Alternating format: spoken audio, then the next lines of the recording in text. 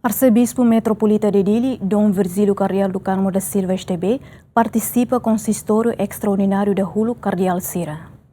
Papa Leão XIV husu igreja katólika hatuur nafatin evangellu.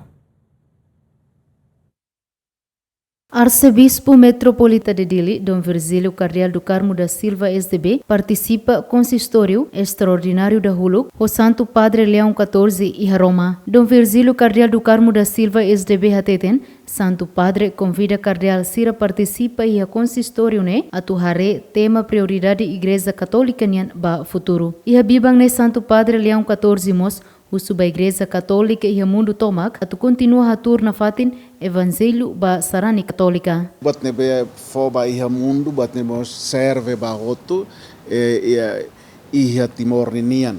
O sama kita timor no dar igreja e estamos liu bahau pessoalmente bat nebe nasa liu tahare fokus liu ba iha. O sama kita igreja timor ninian buka tu hatuur nafatin evangellu. Liu fuang maromak ninian. Atu convida sarani, convida uma creda, convida uma roto, atu ita roto insa. Tu hare o insama kita buka atu itania moris no dar sarani ne buka la hatuur Roman evangellu ninian. Então nós botida nebemos visita Papa Francisco ninian tina ruaba ne husi kela mai de Timor mos quando ba tema ne beita trata e visita Papa ninian que a vossa fé seja a vossa cultura.